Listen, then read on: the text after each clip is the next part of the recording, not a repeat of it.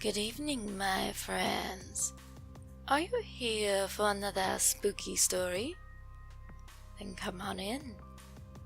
Settle in now, for tonight I have quite the tale to tell. Are you ready? Good. Then let us begin. What would you do if confronted by an unsavory character? When you know something is wrong, but you just can't quite put your finger on what it is that is giving you the chills. In a split second, you may be forced to make a decision that could prevent you from being mugged, carjacked, or far, far worse. Do you chance it, playing the non-judgmental card and try to assist them with their problems like the kind soul you are? Or would you prefer to apologize later if the incident was truly innocuous? When you are young, inexperienced, and your adrenaline is high, sometimes you can't put all the clues together fast enough and are forced to go with your gut. Tonight, I tell you one of my creepiest tales of a very close encounter with an incredibly creepy person. So gather round and listen well to first rule of a bar fight. This happened during my early 20s. Even though I had grown up being a bit more alert than some of my classmates and knew how to pay attention to my surroundings, I'm not going to lie, I could be a bit naive at times. I was no grizzled veteran, no cop with 20 plus years on the beat. I was a college kid, and one from the backwoods, but a college kid nonetheless. I also had a bit of a helpful streak. I enjoyed helping people. It was free, usually easy to do, and sometimes you made a friend out of doing so. And I was well aware of this, and knew a few things needed to be corrected. My goal was to get out of my home county, and as far away from my toxic relatives as possible so I could make a good life for myself. And that had been my goal from a young age, well before I even realized just how unhealthy some of the situations certain relatives had put me through were. The rise of the opioid crisis, and the ease of making meth back in those woodlands where I originate only cemented my goal, because I definitely didn't want to crash and burn the same way the towns around me seemed to be headed. So I realized that, being this little country girl, I needed to up my game. If I was going to live in the city, I needed some more street smarts. Considering I had already lived in a not-so-savory part of a large city during an internship and had a few close calls, I wanted to try and even the odds in case I came across someone who was a real threat. I had grown up watching true crime documentaries and unexplained mystery shows, and by no means did I want to end up like one of those hapless victims. So, I started watching YouTube videos to try to make myself more learned to tricks that criminals use to do their dirty work, so I could identify a potential trap. I also took to watching street fighting vids and learning what I could do to defend myself better. I suppose a few of you might think this is paranoid, but this way of thinking has actually served me well over the years. It actually rubbed off on a few of my friends too, and got them out of a few scary situations as well. And that's why we have tonight's story. There really weren't a lot of businesses back where I came from that didn't have to do with either hardware, machinery, or farming equipment. The nearest grocery store was at least a good 30-minute drive from my house, and if I was in need of clothing or books that weren't the latest of Walmart fashion, it meant a trip to the next state. Since gas was usually cheaper there and food had no sales tax, most people I knew were willing to make the trek whenever they could. It helped that the Walmart there was the only store open all night. The fact that it also had a gas station and was very near one of my favorite fast food restaurants meant I could grab essentials, gas, and noms all in one go. The scenery was nice, too. What with the drive passing through the woodlands and mountains that were beautiful to look at no matter what point during the year. One morning, after loading my groceries into my truck, I decided to get gas at the little gas station. I pulled in at one of the pumps nearest the road so I could easily maneuver over to the restaurant I spoke of earlier. I put the nozzle into my gas tank and was eager to try out my new debit card. I hadn't had one before, and had managed to live mostly on cash even when I was on an internship away from that area. So, I decided to give it a go at the gas pump first. I don't remember if I left it at home or I'd just forgotten to activate it at the bank, but for whatever the reason, I didn't wind up paying at the pump that day. I still had a little cash left over from shopping, so I took what I wouldn't need for lunch and headed over to the kiosk to pay as usual. Since it was a pretty dull day, with only myself and 2 other cars there, I wasn't in line long. I figured, great, I'll be out on the road again in no time.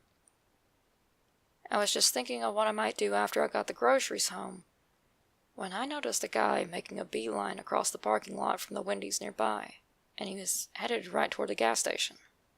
You know that little voice you get in the back of your head sometimes that tells you to watch out?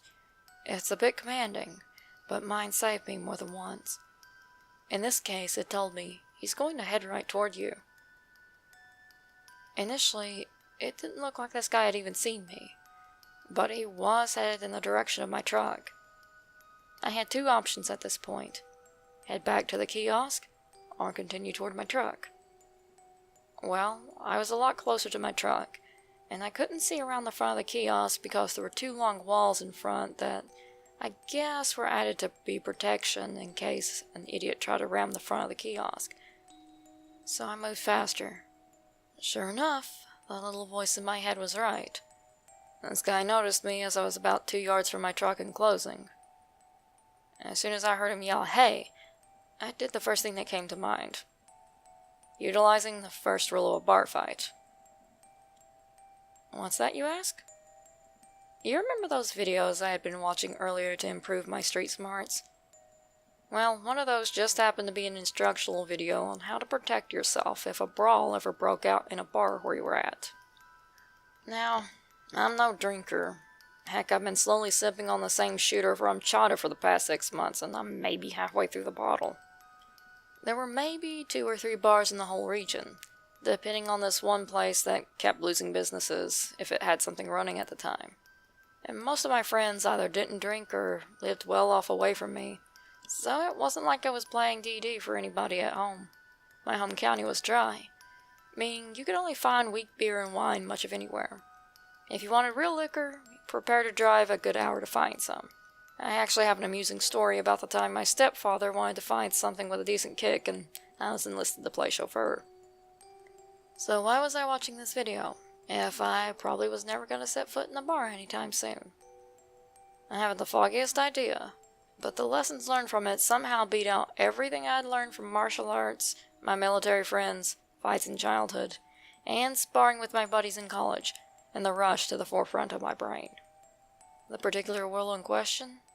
Get something between you and the other guy.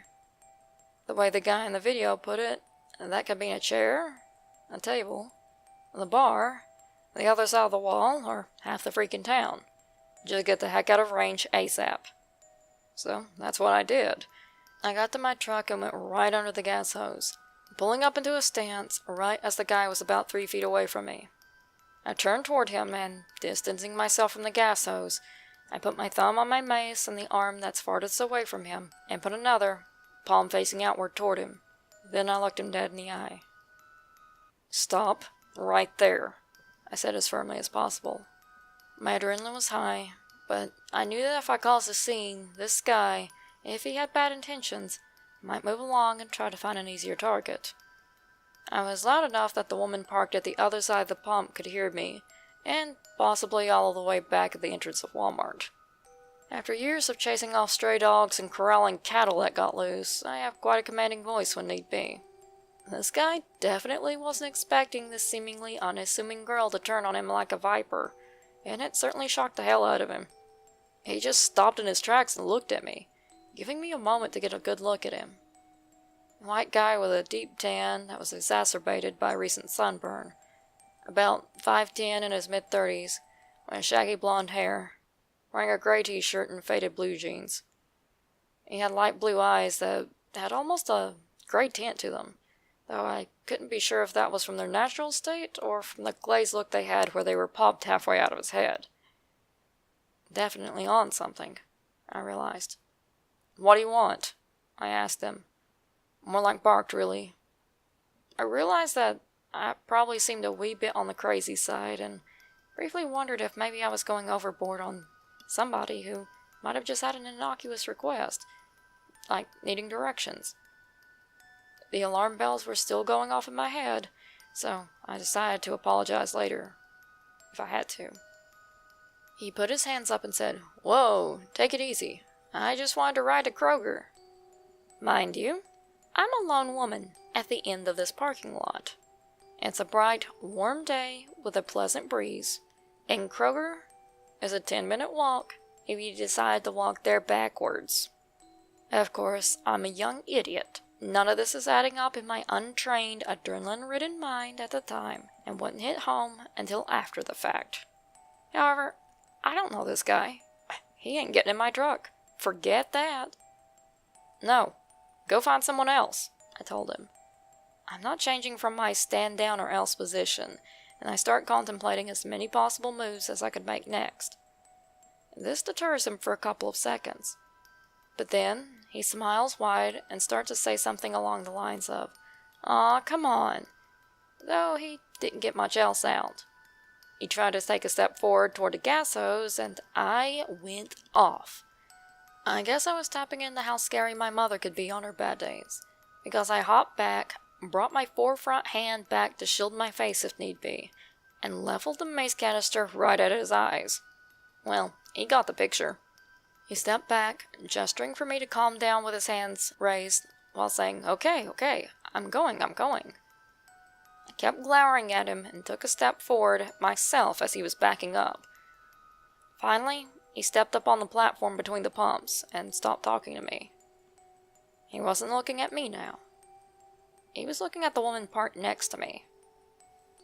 During all this commotion, the woman had opened her car door and started listening to the whole situation. I couldn't see her at the time, but I heard when she stopped moving around.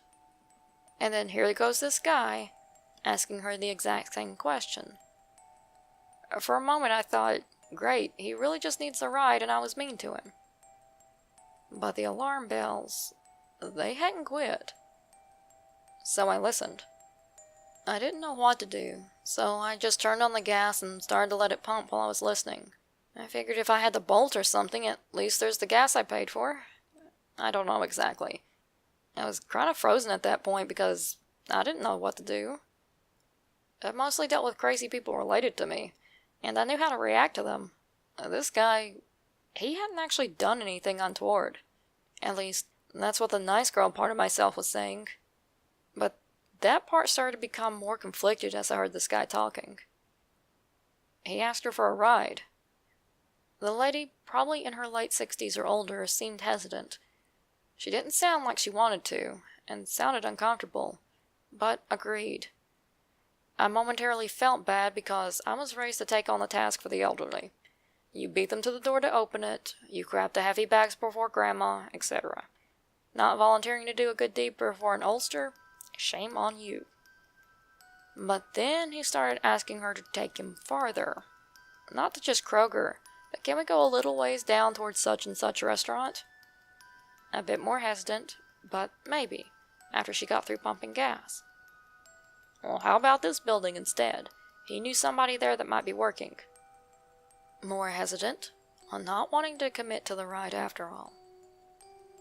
As this exchange continued, I undid the auto pump lever on the nozzle, but left the hose hanging in my truck. Then I stepped slightly around the edge of the pump. At this point, I still didn't know what to do. I mean, she was a grown woman, older than me. She could give him a ride if she wanted to. If I spoke up, would I get yelled at? Would I just be harassing somebody at that point? Would I get the cops called on me because they thought I was nuts? I'm sure the cops would have really bought the whole story of this creepy guy kept asking people for rides, so I acted like a lunatic until he called you guys. However, while she didn't notice me, he eventually did. Maybe he realized my truck hadn't left because he looked over at it a few times before finally spotting me glowering at him from where I was. This seemed to make him rescind his ride distance from a street I knew halfway across town, where his brother supposedly lived, to being fine with a ride just to Kroger. And the woman let him in her car. I had enough time to get a good look at her and the license plate before putting the hose back on the hook and hopping into my truck. I'm not sure what my naive butt planned on doing, but in the end I figured that I could at least see if the car pulled over into the Kroger parking lot like the guy requested. Unfortunately, I got very much behind them due to traffic, and by the time I neared the parking lot, they were way ahead of me. I thought I saw her car. After all, it was a silver one with the top made different, like a model from the 70s, early 80s. But I'm not good with cars, and I could only hope that I saw it as I drove past. Not driving into the lot because, well, what if I was overreacting? I didn't even bother with getting lunch and just drove home. I put the groceries away and I lost my urge to go riding around. Instead, the pieces of how off-putting that guy was and the whole situation started to hit me, and I felt very torn for the rest of the day. Was I right in that he was creepy? If I was, should I have done something more to shoot the guy off or go look for the car?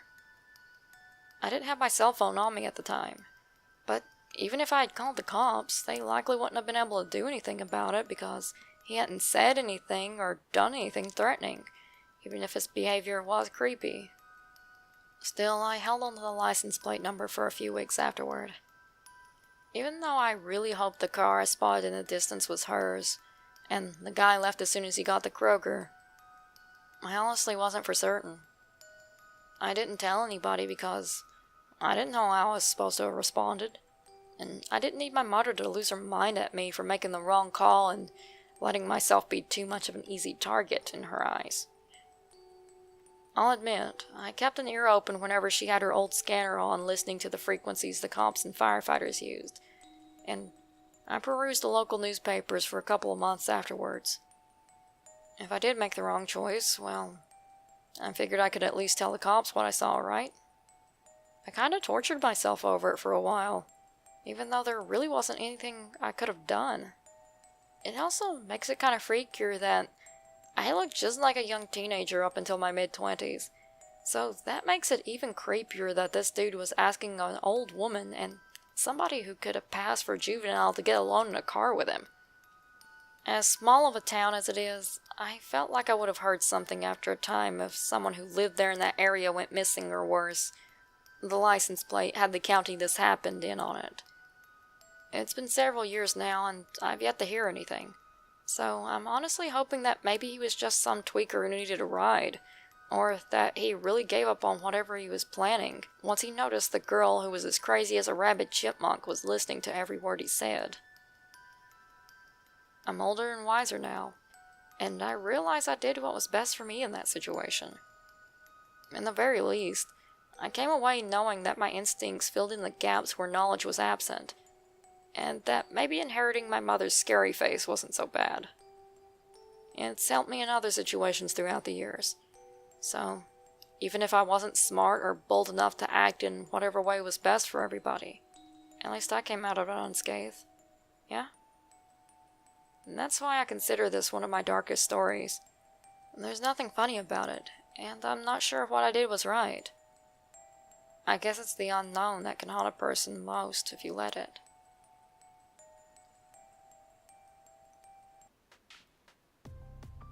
If you enjoyed this story, please like it and share it with all your friends. Subscribe and hit the notification bell too. That way you can catch your latest spooky fix the moment it comes out. And if you're feeling generous and want to hear more quality content more often, then head on over to my Patreon page at patreon.com/phantasmalpoppy. Pledging just $1 a month helps me pay the bills, so you have my thanks. Good night, and see you all real soon.